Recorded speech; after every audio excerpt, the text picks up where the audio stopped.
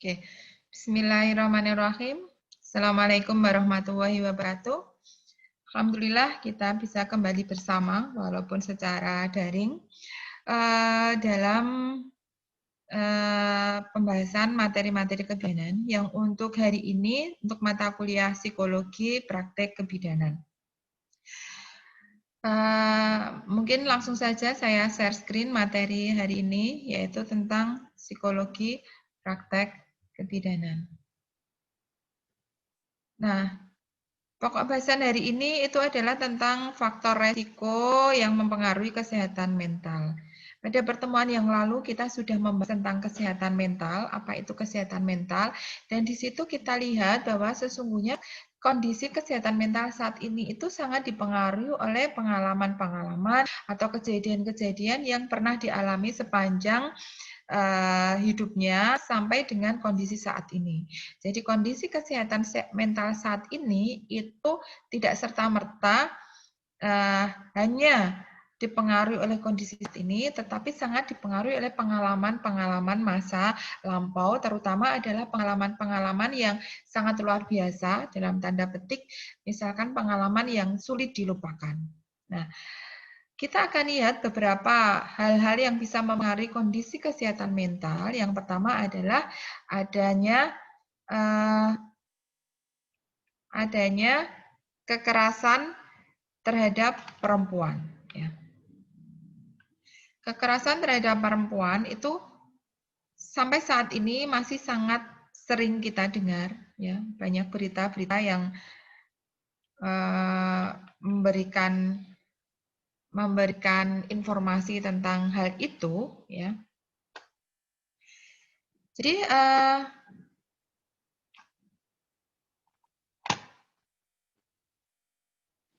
kekerasan terhadap perempuan itu masih banyak terjadi pada masyarakat kita.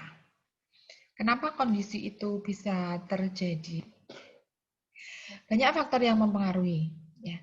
Salah satunya adalah kebiasaan-kebiasaan, kepercayaan, adat istiadat atau budaya yang masih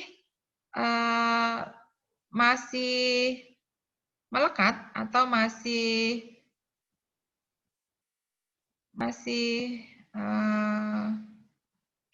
melekat atau masih menjadi sesuatu yang dipercaya secara turun-temurun. Contohnya memang masyarakat kita kan masyarakat patrilineal atau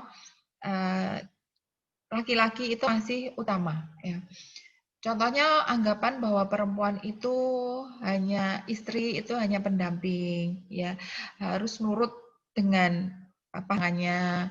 Kemudian bahwa peran istri itu kalau orang Jawa menyebutnya hanya di sumur atau cuci-cuci, di kasur melayani suami, ya di dapur masak, itu masih banyak anggapan yang seperti itu. Sehingga hal-hal seperti itu justru membuat perempuan itu menjadi subordinat atau ini menjadi kelompok yang rentan untuk terjadi tindak kekerasan. Ya. Rentan terjadi tindak kekerasan terhadap perempuan dan itu sangat mempengaruhi kondisi mental perempuan. Ya. Kemudian yang kedua ada pengawasan terhadap perempuan atau perempuan di bawah kendali. Ya. Kemudian ada penyalahgunaan obat-obatan terlarang. Kemudian ada kelemahan-kelemahan kabar yang tidak nyaman atau tidak enak atau kabar duka atau kabar yang tidak baik. Nah, akan kita lihat satu persatu ya. Yang pertama adalah kekerasan terhadap perempuan. Kekerasan terhadap perempuan, kalau kita lihat dengar berita-berita ya, masih sering kita dengar terjadi kekerasan terhadap perempuan.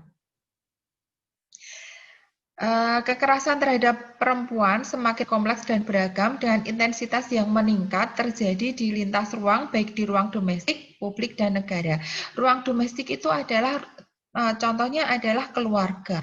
Kita miris kalau mendengar berita bahwa adanya kekerasan terhadap perempuan, contohnya ada pembulian atau pencabulan atau kekerasan fisik ya, kekerasan dalam rumah tangga atau bahkan kosaan itu terjadi di ruang domestik ya. atau di dalam keluarga. Bahkan itu sekarang juga sudah mulai terjadi di ruang publik. Kenapa hal itu terjadi? Karena memang kalau kita lihat masyarakat kita itu semakin ke sini karena memang banyak faktor yang mempengaruhi tadi ya, gaya hidup, kemudian kemajuan ilmu pengetahuan dan teknologi itu mempengaruhi sifat orang, sifat masyarakat, sifat manusia, sehingga semakin banyak orang yang mempunyai perilaku permisif atau menganggap bahwa sesuatu yang dulu itu tidak baik, tabu atau itu sesuatu yang memalukan, misalkan itu sekarang itu dianggap sesuatu yang itu biasa atau lumrah terjadi. Selain itu, masyarakat yang sekarang ini itu cenderung masyarakatnya itu semakin individualis ya, karena memang tuntutan kemajuan zaman, pengaruh dari kemajuan ilmu pengetahuan dan teknologi menjadi orang yang individualis sehingga membuat sifat orang itu menjadi tidak peduli atau tidak peka terhadap lingkungan. Itu juga mempengaruhi meningkatnya perilaku kekerasan, termasuk yang dulu kekerasan di ruang publik itu jarang terjadi, sekarang sering terjadi kekerasan di ruang publik karena tadi banyak orang yang tidak peduli atau tidak peka terhadap lingkungan. Ya. Tuh. Kemudian kekerasan domestik tadi, kalau kekerasan domestik itu kekerasan dalam keluarga. Kekerasan domestik dan relasi personal itu semakin mengkhawatirkan. Contohnya adalah KDRT ya. KDRT, angka kejadian KDRT itu semakin meningkat kalau kita lihat dari angka di Komnas HAM ya. Kemudian ada kekerasan seksual, incest atau kekerasan seksual yang dilakukan oleh anggota keluarga. Kita masih ingat kasus kemarin yang terjadi perkosaan terhadap anak-anak yang dilakukan oleh banyak yang dilakukan oleh pamannya atau oleh kakaknya atau oleh bapaknya yang sesungguhnya mereka itu sebenarnya adalah orang-orang yang harusnya di ring satu melindungi anak tersebut, justru dia melakukan kekerasan terhadap anak tersebut, pencabulan, perkosaan, ya. Yang seharusnya mereka itu menjadi wali, kepala keluarga yang melindungi, tapi justru mereka yang melakukan kekerasan terhadap anak tersebut. Ya. Kasus incest, ya tadi kekerasan itu adalah sesuatu yang kompleks. Selain pelaku orang-orang yang seharusnya melindungi, ya tadi contohnya ada ayah, paman, kakak dan lain-lain, tetapi yang menyebabkan kasus ini semakin banyak atau kejadiannya itu semakin banyak itu karena kasusnya itu kerap tersembunyi atau terungkapnya lambat.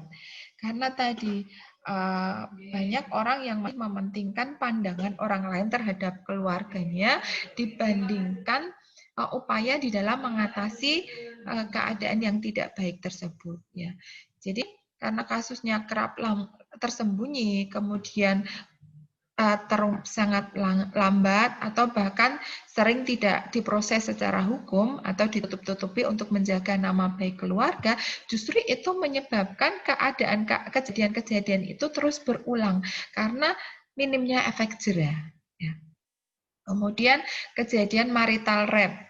Ya, marital rape itu kekerasan dalam perkawinan. Contohnya adalah perilaku kekerasan di dalam melakukan hubungan seksual. Ya, pemaksaan untuk melakukan hubungan seksual. Contohnya suami memaksa istri untuk mau melakukan hubungan seksual pada saat istrinya sedang menstruasi. Itu contoh marital rape. Ya, kekerasan di dalam perkawinan. Ya.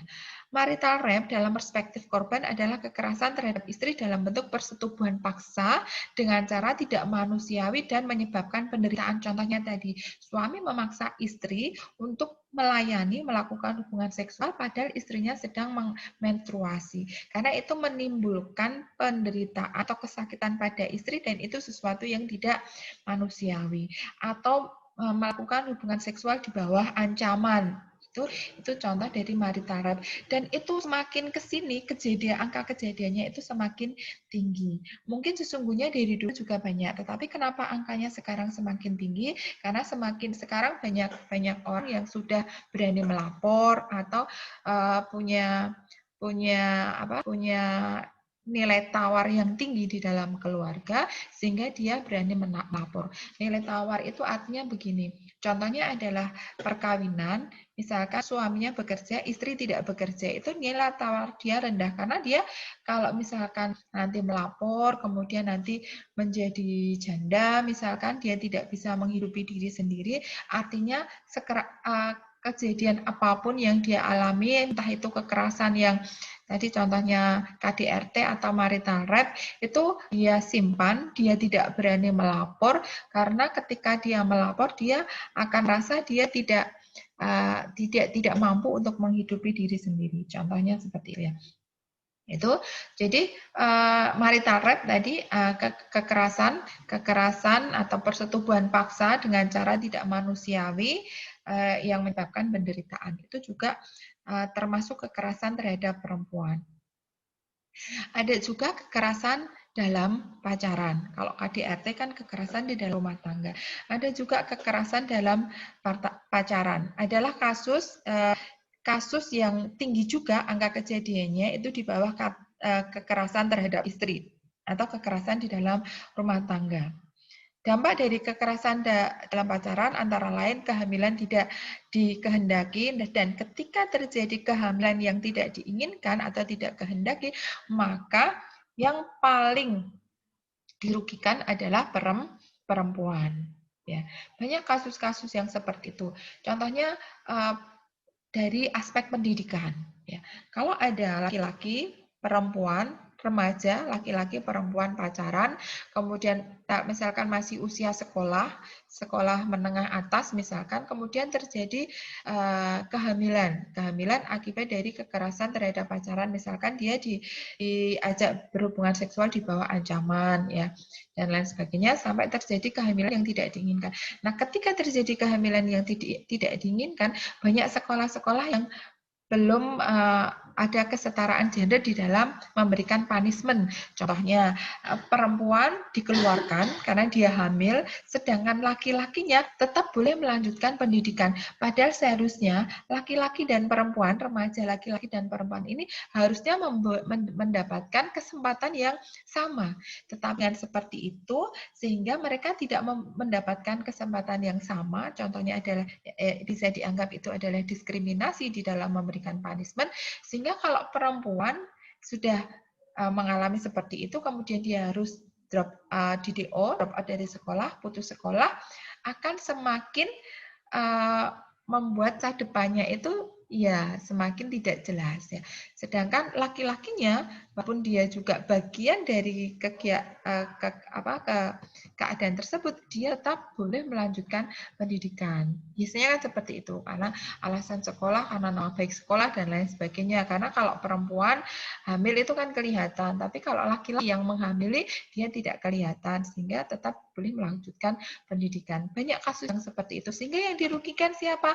Perempuan. Itu dari satu aspek pendidikan, belum aspek yang lainnya ya. Misalkan nanti sampai punya anak di usia remaja atau usia muda ya, perempuan punya peran, dia harus merawat anak dan sebagainya, sedangkan laki-laki berbeda. Nah, itu banyak aspek. Kalau dilihat, maka yang dirugikan adalah perempuan ya. Itu tadi kekerasan dalam pacaran, dampaknya caranya adalah kehamilan yang tidak dikehendaki. Kemudian kalau terjadi kehamilan yang tidak dikehendaki, maka sangat rentan untuk terjadi aborsi. Dan aborsi biasanya adalah aborsi yang tidak aman. Ya, biasanya kan aborsinya aborsi provokatus atau kriminalis. Siapa yang dirugikan? Siapa yang berisiko terjadi kesakitan dan kecacatan? Perempuan. Ya. Itu. Kemudian kelahiran anak di luar perkawinan. Kalau terjadi kelahiran anak di luar perkawinan, maka yang harus merawat perempuan ya, yang mempunyai peran berubah peran perempuan, ya, yang menanggung malu, yang menanggung kehidupan anaknya biasanya juga perempuan. Nah, itulah. Ya. Jadi perempuan itu menjadi kelompok yang sangat rentan terjadi gangguan kesehatan mental ketika terjadi kekerasan seperti itu.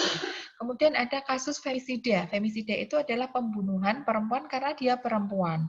Ya, itu sekarang kejadiannya semakin tinggi. Artinya begini, femisida, pembunuhan perempuan karena dia perempuan. Kalau dia tidak perempuan, dia tidak akan mungkin dilakukan pembunuhan. Contohnya dia diperkosa, kemudian disakiti, kemudian dia dibunuh. Kalau dia tidak perempuan, dia tidak mungkin mengalami keadaan seperti itu. Karena dia perempuan, maka dia dilakukan mengalami pembunuhan. Itu adalah femisida, dan angka kejadiannya kalau kita mendengar berita-berita kriminal seperti itu memang sangat miris sekali ya. Kita perempuan itu sangat rentan untuk mengalami keadaan-keadaan yang tidak nyaman seperti itu. Karena memang walaupun pengaruh keutamaan gender atau kesetaraan gender itu ya tadi saya sampaikan itu banyak aktivis atau banyak kelompok-kelompok yang sudah menyuarakan, tetapi di pemahaman secara turun-temurun bahwa laki-laki dan perempuan itu berbeda dan lain sebagainya itu membuat persamaan gender atau kampanye untuk itu kurang begitu berhasil ya. Kemudian ada kejahatan siber. Kejahatan siber yang menyasar perempuan. Contohnya apa? Pornografi ya. Contohnya adalah pornografi, bullying ya pada perempuan secara fisik, misalkan eksploitasi secara fisik terhadap perempuan itu sangat rentan terjadi sekarang ini. Contoh kecil lah misalkan di grup-grup gitu ya, grup WA grup itu sering perempuan itu mengalami kekerasan secara cyber atau misalkan bullying tadi ya, kemudian eksploitasi fisik perempuan itu juga sangat rentan terjadi. Kemudian kasus kekerasan terhadap pekerja migran perempuan yang masih terjadi baik pada proses pemberangkatan, transit hingga pemulangan perempuan. Masih banyak kekerasan terhadap pekerja migran baik secara fisik maupun secara psikologis, di bawah tekanan, di bawah ancaman, baik kekerasan seksual maupun non seksual. Banyak sekali yang terjadi kasus-kasusnya kalau kalian membaca berita-berita tentang kekerasan terhadap perempuan ya. Karena memang tadi perempuan itu masih menganggap bahwa saya itu perempuan, lemah. Saya tidak punya kemampuan untuk sama dengan laki-laki. Itu justru anggapan seperti itu yang membuat perempuan tidak punya keberanian lebih ya. Sehingga rentan terjadi hal-hal seperti itu. Kemudian ini prostitusi online ya. Prostitusi online sekarang banyak terjadi ya, bahkan bukan saja menimpa orang-orang awam, tapi juga dialami oleh artis. Jadi pemberantasan prostitusi melalui kriminalisasi, termasuk prostitusi online, itu justru semakin merentankan perempuan korban.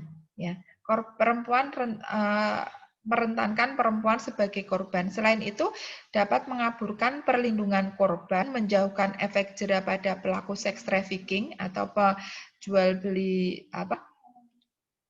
seksual tadi, eksploitasi seksual atau prostitusi online yang mengeksploitasi perempuan dalam pusaran prostitusi. Artinya begini, contohnya kemarin kasus prostitusi online yang dialami oleh artis siapa namanya itu kan dia justru dilakukan kriminalisasi sehingga dia ditahan. Padahal sesungguhnya keadaan penata laksanaan hukum seperti itu tidak memberikan efek jera kepada orang yang melakukan seks trafficking atau jual beli seksual. Ya, itu tidak memberikan efek jerah, justru bisa jadi dia adalah korban dari orang sekitarnya tadi, yang orang sekitarnya yang menjual atau melakukan itu terjadi itu tidak diberikan efek jerah, justru dia seharusnya yang dilindungi. Dia kan korban dari sex trafficking tadi, seharusnya dilindungi, malah dia yang dikriminalisasi. Banyak kasus-kasus seperti itu ya. Itu siapa yang rugi? Perempuan kembali pada siapa yang untung? Bukan perempuan. Perempuan itu bukan diuntungkan kalau pada kasus prostitusi online seperti ini. Dia justru seharusnya korban, tetapi justru dia yang dikriminalisasi. Itu contoh-contoh kekerasan terhadap perempuan. Nah, apa akibat dari kekerasan terhadap perempuan, terhadap resiko kesehatan mental? Ya. Banyak resiko kesehatan mental yang dialami oleh korban kekerasan seksual. Misalkan ketika yang mengalami adalah anak-anak, maka bisa mengakibatkan keterlambatan perkembangan diri. Kenapa bisa mengakibatkan keterlambatan perkembangan diri? Karena dia akan menjadi tingkat kecemasannya akan semakin tinggi, atau kepercayaan dirinya rendah, ya, kecemasan dan ketakutannya berlebihan akibat dari pengalaman kekerasan seksual yang dialami. Kemudian kalau kekerasan itu dilakukan oleh orang terdekat, itu akan membuat meningkatkan ketidakpercayaan terhadap orang lain. Dia akan berpikir, si anak akan berpikir bahwa orang terdekat saja yang seharusnya melindungi dia, yang seharusnya menjadi wali, itu justru melakukan tindakan kekerasan, apalagi orang lain atau bukan orang lingkungan terdekat. Maka akan meningkatkan ketidakpercayaan terhadap orang lain. Ya, sehingga dia akan menjadi pemarah, ya, meningkatkan tingkat amarah, mudah marah, kemudian menjadi agresif, dan itu akan terbawa ketika dia berkumpul dengan teman sebaya. Dia akan menjadi mudah marah atau marah, kemudian lebih agresif dibandingkan anak-anak lainnya. Atau bahkan kalau keadaan itu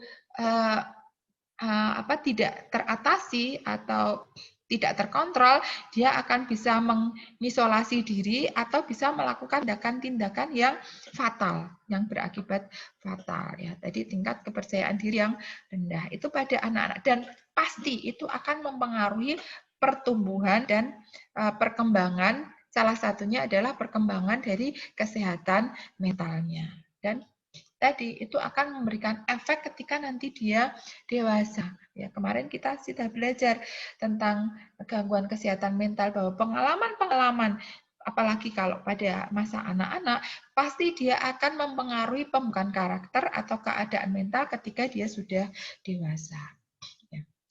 Kemudian resiko kesehatan mental yang dialami oleh korban kekerasan seksual apabila dilakukan pada remaja, maka bisa mengakibatkan gejala depresi, ya, gejala depresi, kemudian kecemasan, ketakutan, dan ketidakpercayaan terhadap orang lain, sehingga bisa saja berujung kepada pelampiasan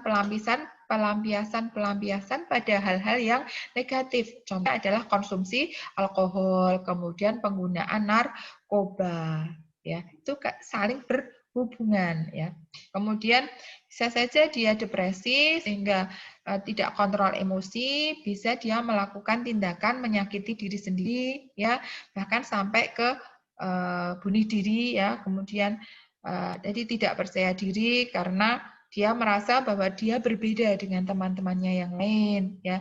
Dia sudah cacat secara psikologis, ya, sehingga membuat dia tidak percaya diri tadi, sampai bisa melakukan upaya bunuh diri, atau bisa menyebabkan gangguan makan, ada anoreksia, bulimia.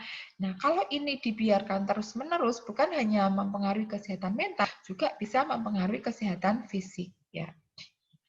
Kemudian bisa terjadi hubungan yang tegang dengan keluarga, karena memang dia secara psikis kan sangat labil, ya, sehingga mudah emosi, sehingga mudah terjadi masalah dengan orang-orang lain, orang terdekat, salah satunya adalah keluarga. Ya. Kurangnya komitmen emosional dalam hubungan yang serius, karena tadi dia tidak bisa konsentrasi, emosinya labil, sehingga bisa membuat dia kurang komitmen emosional dalam hubungan yang serius, misalkan untuk dekat dengan lawan jenis dan lain sebagainya, sehingga bisa mengakibatkan tindakan-tindakan atau perilaku-perilaku yang negatif. Ya, tadi mengalami masalah perilaku.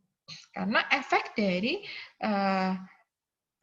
manifestasi emosi dia yang terpendam, yang tidak terlampiaskan, yang tidak stabil, sehingga bisa terjadi gangguan atau masalah perilaku. Ya, contohnya dia menjadi mudah marah, kemudian bisa menjadi troublemaker, ya, membuat kekacauan dan lain sebagainya. Kan tadi akibat ketidakstabilan emosinya dia. Nah, kemudian dampak psikologis kekerasan terhadap perempuan apa? Ya, ada beberapa dampak psikologis kekerasan terhadap perempuan. Yang pertama adalah reaksi emosi. Ya, emosinya menjadi tidak stabil. Baik kekerasan yang berlangsung bertahun-tahun maupun yang baru akan berdampak besar bagi sisi emosi perempuan. Di satu sisi, korban bisa merasa menyalahkan diri sendiri atau sebaliknya, begitu marah pada situasi. Biasanya emosi negatif juga disertai rasa takut, tidak mudah percaya, sedih, rapuh, malu, ya. Sangat mungkin orang yang pernah mengalami kekerasan terhadap perempuan akan merasa dirinya tidak lagi berharga, tadi karena merasa berbeda dengan temannya. Dan pada akhirnya segala jenis reaksi emosi akibat kekerasan terhadap perempuan ini membuat seseorang bisa menutup diri dari sekitar, ya. Dia menjadi menarik diri, menjadi penyendiri, menjadi tidak percaya diri, tidak bisa bergaul, mulai dari keluarga, sahabat, pasangan, bahkan lingkungan yang lebih luas. Itu dampak psikologis, ada reaksi emosi. Kemudian ada dampak psikologis, reaksi emosi. Tidak hanya emosi, sisi psikologis dari korban kekerasan terhadap perempuan juga akan terpengaruh. Bahkan meskipun kekerasan yang dialaminya itu sudah lama berlalu, ya itu tetap masih tidak mudah dilupakan. Jenis-jenis dampaknya bisa berupa, misalkan dia bisa mengalami mimpi buruk, ya, yang berhubungan dengan kekerasan yang dia alami, ya, pengalaman kekerasannya itu bisa sulit berkonsentrasi, sampai depresi, hingga post-traumatic stress disorder. Ya, itu sangat berbahaya kalau keadaan itu dibiarkan semakin lama, tidak mendapat penanganan yang tepat, maka bisa terjadi keadaan akibat yang fatal. Ya. Jadi apabila kondisi itu semakin parah, sebaiknya tidak didiamkan begitu saja. Salah jika beranggapan bahwa trauma itu akan hilang seiring dengan berjalannya waktu. Itu salah, itu pendapat yang salah. Ya. Salah jika beranggapan bahwa trauma itu akan hilang seiring dengan kehidupan yang berjalan. Itu salah. Karena kalau traumatik itu tidak hilang, dia hanya terpendam, ketika nanti proses menjalani kehidupan selanjutnya itu ada pemantik-pemantik atau ada stimulus yang merangsang memori buruknya itu muncul kembali, maka bisa mengakibatkan perilaku dia yang negatif. Lebih baik diberikan terapi sampai dengan traumanya itu teratasi. Ya. Tuh, kemudian dampak yang lainnya adalah reaksi fisik. Tentu kondisi fisik itu tidak bisa berbohong jika seseorang perempuan pernah mengalami kekerasan, baik itu kekerasan yang terjadi satu kali maupun terus-menerus, contohnya KDRT ya, itu pasti akan berdampak secara fisik. Ya. Memang luka fisik akibat kekerasan perempuan itu mungkin bisa hilang setelah beberapa waktu dengan proses pengobatan. Tetapi walaupun demikian, tubuh dan reaksi fisik itu tidak bisa berbohong. Akan ada perubahan mulai dari siklus tidur, pola makan, hingga respon terhadap ancaman akibat dari efek kekerasan yang dia alami. Ya. Bahkan biasanya korban dari kekerasan itu bisa menjadi lebih sensitif terhadap suara-suara atau sentuhan-sentuhan tertentu yang mengingatkan dia dengan kejadian kekerasan yang pernah dia alami. Itu reaksi fisik ya, bisa lebih sensitif ya, bisa lebih memberikan perilaku yang berlebihan akibat trauma atau ingatan-ingatan ketika dia mengalami kekerasan tersebut, membuat dia lebih reaktif terhadap bunyi-bunyian atau sentuhan yang sesungguhnya buat orang lain biasa, buat dia itu menjadi sesuatu yang tidak biasa. Karena akibat dari pengalaman-pengalaman trauma yang dia alami. Kemudian ada kepercayaan diri. Masih berhubungan dengan psikologis bahwa korban kekerasan terhadap perempuan juga mengalami masalah dengan kepercayaan diri. Tadi sudah saya sampaikan di depan. Laki-laki ini terjadi karena kekerasan terhadap dirinya membuat dirinya merasa tidak berguna.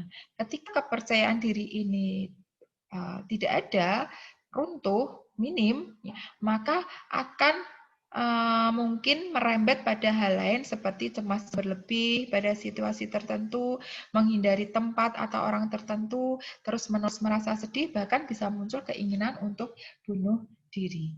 Ya. Itu dampak dari kekerasan terhadap perempuan. Nah, bagaimana bagi korban kekerasan terhadap perempuan, penyintas itu korban ya. Bagi penyintas atau korban, bagaimana apakah dia harus bicara atau diam? Nah, sebaiknya korban itu tidak hanya diam. Korban kekerasan terhadap perempuan harus dipahamkan bahwa dia tidak sendiri. Dia tidak sendiri, harus diberikan dukungan, harus diberikan pemahaman, kepercayaan bahwa orang-orang di sekitarnya itu tidak menyalahkan dia. Orang-orang di sekitarnya itu tidak mengucilkan dia. Ya, dipahamkan bahwa dia tidak sendirian. Bahwa orang-orang itu aware dengan dia. Ada banyak perempuan yang juga mengalami kekerasan yang sama seperti dia. Sehingga bukan hanya dia. Jadi itu akan meningkatkan rasa percaya dirinya, kepercayaannya. Ya. Kemudian dibantu untuk menempuh ke jalur hukum. Kenapa ini penting? Karena kalau tidak menempuh jalur hukum, maka kasus-kasus seperti ini tidak terungkap. Pelaku juga bisa melenggang dengan enaknya, dengan santainya, tanpa tersentuh hukum, itu tidak akan memberikan efek jera pada pelaku, maka itu akan memungkinkan kasus-kasus yang serupa bisa terjadi pada orang lain. Sehingga kalau ada korban kekerasan terhadap perempuan, kekerasan seksual, itu kita pahamkan bahwa dia tidak sendiri, kita mendukung, kita aware, kita merangkul, dipahamkan bahwa yang mengalami seperti itu tidak hanya dia sendiri, ya. Jadi sehingga kepercayaan dirinya tidak runtuh, kemudian kita bimbing, kita arahkan untuk menempuh jalur hukum. Ya. Kalau dirasa jalur hukum itu tidak memuaskan hasilnya, ingat bahwa masih banyak profesional yang bisa membantu mengelola emosi dan trauma terkait kekerasan yang pernah dialami. Ya, banyak sekarang LSM, pemerhati-pemerhati yang aware, yang komit untuk membantu perempuan-perempuan yang mengalami masalah-masalah kekerasan tersebut, terutama adalah kekerasan seksual. Ya, itu harus dipahamkan sehingga kondisi kesehatan mentalnya bisa diterapi dengan baik dan benar, bahkan nanti bisa pulih. Itu yang diharapkan sehingga tidak ada gangguan kesehatan mental setelah kejadian ini selesai, dia bisa melanjutkan kehidupannya dengan nyaman, bisa melanjutkan kehidupan dengan baik, tanpa terbebani dengan pengalaman-pengalaman akibat dari kekerasan yang dia alami. Nah, itu kekerasan tentang kekerasan terhadap perempuan yang mempengaruhi kesehatan mental. Kemudian yang kedua adalah bahaya narkoba. Narkoba itu juga mempengaruhi kesehatan mental. Ya, kita lihat bahaya narkoba jangka pendek ada gangguan kecemasan, ada psikosis, ada gangguan mood. Ya. Jadi gangguan kecemasan akan mengalami serangan panik atau gangguan cemas, bahkan dalam tingkat tertentu akan merasa kehilangan realitas, merasa lingkungan sekitar aneh dan tidak nyata. Kemudian terjadi psikosis. Gejalanya misalkan ada delusi atau seseorang mempercayai hal-hal yang sebenarnya tidak ada, berhalusinasi, hal-hal yang tidak nyata dia anggap seperti nyata, bahkan dia tidak bisa membedakan psikosis ya, tidak bisa membedakan sesuatu itu nyata dan tidak nyata. Dia tidak bisa membedakan itu ya. Ada gangguan mood juga, narkoba itu memang menimbulkan rasa nyaman sesaat. Namun seseorang juga akan menjadi lebih sensitif, lebih mudah tersinggung, gelisah ya, moodnya moody ya, bisa mudah berubah. Efek ini disebabkan terutama untuk narkoba jenis kokain, amfetamin, dan heroin. Itu bahaya narkoba jangka pendek. Untuk jangka panjangnya bisa menyebabkan depresi. Ya, beberapa jenis narkoba itu bisa menyebabkan efek jangka pendek berupa terjadinya gangguan atau suasana hati tadi. Nah, kalau efek ini dapat berlanjut dan semakin parah hingga menimbulkan gangguan depresi. Kalau penggunaan narkoba itu dilakukan menggunakan narkoba dalam jangka panjang. Misalkan saja pada orang yang mengkonsumsi ekstasi. Saat mengkonsumsi ekstasi, itu membuat otak melepaskan serotonin yang lebih banyak dari biasanya. Dan serotonin itu adalah zat yang sangat penting untuk mengatur suasana hati. Padahal saat mengkonsumsi ekstasi, serotonin itu releasingnya atau keluarnya itu lebih banyak dari biasanya, sehingga moodnya baik, sehingga kan dia selalu bergembira, selalu bersemangat, suasana hatinya bagus gitu ya. Namun seiring waktu, simpanan serotonin itu dapat berkurang dan ini yang akhirnya dapat menimbulkan depresi. Ya. Tetapi memang pengaruh ini bagi satu orang dengan orang lainnya bisa berbeda. Ya. Perlu pemeriksaan lebih lanjut. Tetapi itu, kenapa kok pengguna narkoba dalam jangka panjang bisa terjadi depresi?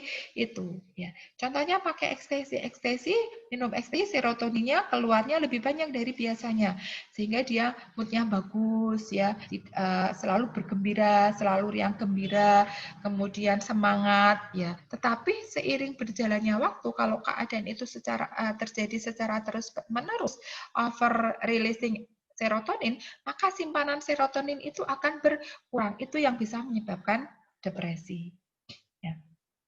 Sehingga bisa membuat kondisi kejiwaan semakin memburuk. Bisa terjadi skizofrenia, yaitu salah satu gangguan kejiwaan yang membuat penderitanya sulit membedakan mana yang nyata dan tidak. Ya, gangguan bisa terjadi delusi, bisa terjadi halusinasi, tidak bisa membedakan kejadian itu nyata atau hanya di angan-angannya. Jika seseorang mengalami skizofrenia dan menggunakan narkoba, nah dapat lebih memperburuk keadaan. Semakin muda usia seseorang mulai menggunakan narkoba, ya, akan lebih besar kemungkinan untuk mengidap skizofrenia.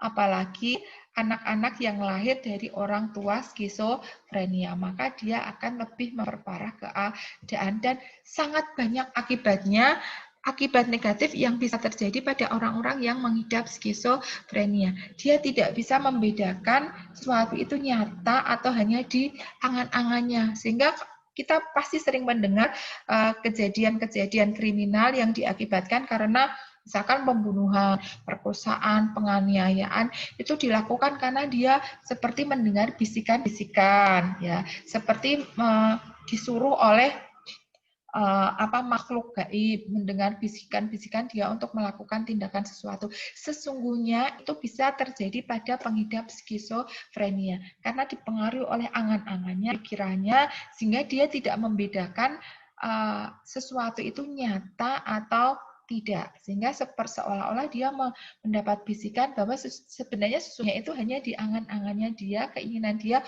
untuk melakukan itu. Jadi seperti dia punya bisikan-bisikan. Sehingga kan efeknya bisa fatal. Ya. Nah, kemudian ada berita buruk. Ya. Bahaya berita buruk terhadap kesehatan mental. Berita buruk itu contohnya adalah informasi-informasi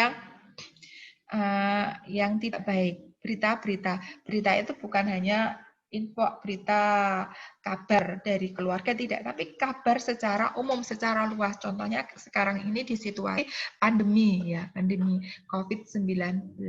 Pandemi COVID-19 itu contoh berita buruk secara global. Ya, berita buruk terhadap tatanan kehidupan manusia. Ternyata kan berita itu bisa mengakibatkan efek yang luar biasa, efek yang negatif. Itu contoh berita buruk, ya. Itu bahwa dunia mengalami pandemi. Ya, awalnya kan di Cina ada virus baru. Virus itu sangat berbahaya, menyebarnya seperti ini, sangat mudah menyebar. Pandemi ini bisa mempengaruhi tatanan kehidupan manusia di dunia, bisa berefek pada dari sisi ekonomi, pada sektor kesehatan, pada sektor pendidikan, pada sektor pergaulan dan lain sebagainya, sehingga orang menjadi cemas, menjadi takut, ya, menjadi cemas, menjadi takut, berpikir yang nanti seperti apa saya, bagaimana dan lain sebagainya. Itu contoh berita buruk. Sehingga kita sekarang mengenal istilah doom scrolling, ya. Mungkin teman-teman pernah mendengar doom scrolling. Doom scrolling itu apa? Ya, doom scrolling atau doom surfing adalah kecenderungan untuk terus-menerus berselancar atau menelusuri berita buruk meskipun itu berita mengecewakan atau menyedihkan. Ya. Kan sering kita melakukan kegiatan seperti itu. Kita tahu virus corona seperti ini, angka kejadiannya seperti ini. Kita cari info, angka kematiannya bagaimana? Oh, semakin tinggi. Di Amerika sampai terjadi kejadian seperti ini. Di Cina seperti ini, ya. Di negara ini seperti ini sampai terjadi kekacauan, sampai terjadi berefek pada pendidikan, pada ekonomi, terjadi PHK massal dan sebagainya dan lain sebagainya. Padahal berita-berita buruk itu akan mempengaruhi kondisi kesehatan mental kita. Ya. Apa dampaknya tadi? Ya. Dampaknya justru adalah dampak negatif. Lebih banyak dampak negatifnya daripada dampak positifnya. Apa dampak positifnya? Tidak begitu terasa.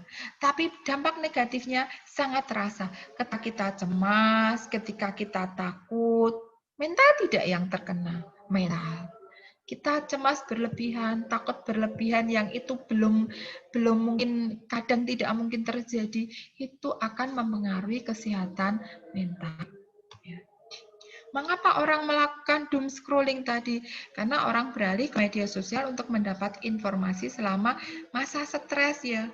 Semakin kita takut, oh di sana seperti ini, semakin kita cemas, semakin kita mencari informasi, dan informasi yang kita cari itu biasanya informasi-informasi yang negatif, yang justru akan meningkatkan rasa cemas kita. Ya. Doom scrolling menjadi mekanisme penanggulangan yang berhubungan dengan ketidakpastian dunia saat ini. Kita tahu kondisi ke depan akibat pandemi kita tidak tahu, dan dengan doom scrolling itu menjadi mekanisme kita menanggulangi saya harus bagaimana dan lain sebagainya. Padahal justru mungkin berita di luar sana dan lain sebagainya itu tidak langsung berefek pada keadaan kita akibat dari pandemi tersebut. Banyak orang beralih ke berita bukan untuk mendapatkan gambaran tentang apa yang terjadi di luar, tetapi melainkan informasi yang diberikan tidak selalu jelas, kadang tidak menyeluruh, sepotong-potong, bahkan berita-berita hoax, berita-berita yang memang bertujuan untuk mengacaukan masyarakat, menjadi stres, menjadi takut yang berlebihan, itu kan banyak akhirnya takut, frustasi, tak berdaya, atau marah akibat berita-berita tersebut, dan itu efeknya adalah kesehatan mental. Ya, dan doom scrolling itu dapat menimbulkan gejala yang mirip gangguan stres pasca trauma dalam kasus yang ekstrim. Jadi hati-hati. Ya, mulai sekarang kalau yang sering mencari berita-berita yang itu justru membuat kita semakin cemas, meningkatkan stres, itu hati-hati, kita batasi. Ya, kita batasi. Karena kekerasan grafis yang ditampilkan di media sosial itu bisa menimbulkan trauma yang bisa merugikan kesehatan mental, dan jika terus terjadi jadi bagian dari kehidupan seseorang, itu sangat berbahaya terhadap kondisi kesehatan mental. Bagaimana menghindari doom scrolling? Ya, daripada menelusuri menelusuri media sosial tanpa tujuan, bisa membaca buletin atau majalah yang lebih bisa meningkatkan pengetahuan, bahkan dengan topik-topik yang tidak meningkatkan stres. Ya. Ketika mulai menemukan sejumlah sumber berita, maka minimalkan membaca berita tentang itu. Ya. Hindari melanjutkan penelusuran ke situs lain. Padahal kan seringnya semakin penasaran, malah semakin mencari situs-situs yang berhubungan dengan itu. Padahal itu bisa berakibat meningkatkan stres. Ya. Nah, untuk mendapat informasi lengkap tentang masalah-masalah pandemi, misalkan bisa berpartisipasi dengan diskusi online dengan teman dan lain sebagainya, yang hasil diskusi itu bisa berimbas secara langsung ke kita. Misalkan bagaimana kita bisa mencegah, misalkan bisa menanggulangi, misalkan bisa kita bisa edukasi ke lingkungan sekitar tentang bagaimana supaya mengurangi efek dari pandemi, daripada kita scrolling tentang angka kejadian, tentang berita-berita ternyata ini berbahaya dan lain sebagainya. Itu bisa meningkatkan meningkatkan stres dan bisa menurunkan imun kita. Nah, sebagai pengganti doom scrolling, bisa mendengarkan podcast atau membaca buku tentang tema yang lain yang lebih menurunkan stres, ya. Luangkan waktu secara fisik maupun virtual untuk menjadi relawan pada isu yang ingin diketahui, ya, atau bisa terlibat dalam donasi dan dukungan lain tadi, daripada mencari berita yang justru meningkatkan kecemasan. Lebih baik kita melakukan aksi nyata untuk berpartisipasi supaya kondisi ini, pandemi ini bisa segera teratasi, minimal untuk menurunkan angka kejadian atau menurunkan efek negatif dari pandemi ini. Nah, itu kemudian bagaimana yang bisa kita lakukan untuk cara melindungi kesehatan mental. Yang pertama, bisa melakukan terapi. Kalau memang perlu terapi, kalau ada gangguan kesehatan mental, ya banyak terapi-terapi yang ada sekarang, bisa melalui fisik atau konsentrasi, bisa yoga misalkan, atau bisa terapi melalui obat-obatan atau melalui herbal dan lain sebagainya, ya. Kemudian ikut komunitas, ya. Kenapa ikut komunitas? Bergabung dengan komunitas, ya. Banyak komunitas yang sekarang bisa kita ikuti sesuai dengan passion kita, karena akan menurunkan kecemasan, ya. Akan meningkatkan tingkat kepercayaan diri, ya. Kemudian bisa dengan menetapkan prioritas, ya. Menetapkan prioritas dalam kehidupan sehari-hari yang berguna. Dengan ada prioritas dalam kehidupan, maka kita akan punya waktu untuk diri sendiri, meningkatkan semangat, ya. Kemudian yang bisa dilakukan selanjutnya adalah meningkatkan aktivitas. Dengan meningkatkan aktivitas, harapannya maka kita akan mudah berkonsentrasi, atau bisa kesehatan mental kita akan fokus pada aktivitas-aktivitas yang positif. Aktivitas di sini yang dimaksud adalah aktivitas positif. Kemudian hilangkan sifat perfeksionisme, karena sifat perfeksionisme itu sangat mengganggu kondisi kejiwaan atau kondisi mental. Ya, kita tahu ya ada penyakit OCD, ya, kalau tidak salah, dia terlalu perfeksionis sehingga masalah hal kecil itu bisa sangat mengganggu ketidaknyamanan, mengganggu konsentrasi, meningkatkan kecemasan. Nah, Perfect itu bagus, tetapi terlalu perfect, terlalu ingin sempurna itu juga tidak bagus bagi kesehatan mental. Ya. Kemudian luangkan waktu untuk istirahat, istirahat yang cukup. Yang dimaksud di sini adalah istirahat yang sesungguhnya, ya. Bukan istirahat, tetapi pikiran kita masih melayang. Istirahat yang efektif dan efisien. Istirahat dan tidur, tidur dalam, tidur yang nyenyak. Itu sangat melindungi, sangat bisa digunakan untuk melindungi kesehatan mental. Ya. Kemudian merawat diri, luangkan waktu untuk me time. Ya. Kadang-kadang memang kita perlu me time, perlu untuk merawat, meluangkan waktu untuk diri sendiri. Itu sangat penting untuk memulihkan atau merawat kesehatan mental sehingga mentalnya tetap stabil. Ya. Kemudian menikmati humor. Humor itu juga penting untuk kehidupan. Ya.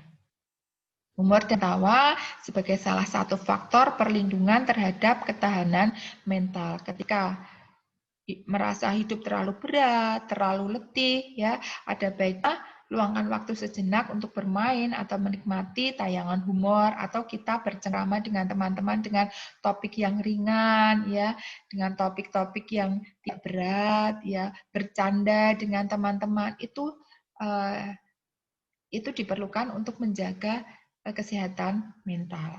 Ya. Kemudian hindari konsumerisme. Ketika kita beralih untuk hidup yang lebih baik, salah satu fokusnya adalah menghabiskan uang dan waktu untuk hal-hal yang tidak dibutuhkan. Dan itu bisa mempengaruhi kesehatan mental. Ya, jadi untuk itu, salah satu yang harus dilakukan untuk menjaga kesehatan mental adalah alihkan fokus pada hal-hal yang lebih abadi seperti hubungan dengan keluarga, dengan kolega, dibanding kita belanja hal-hal atau membeli sesuatu yang bermanfaat. Ya. Itu cara-cara untuk melindungi kesehatan mental. Nah, itu ini daftar pustaka yang saya gunakan. Jadi itu materi kita hari ini tentang faktor resiko yang mempengaruhi kesehatan mental. Ya. Semoga apa yang saya sampaikan tadi bermanfaat. Untuk materi hari ini saya akhiri sampai di sini. Kita ketemu lagi untuk pertemuan selanjutnya, untuk materi selanjutnya. Itu saya akhiri. Wallahul muwaffiq ila aqwamit thoriq. Wassalamualaikum warahmatullahi wabarakatuh.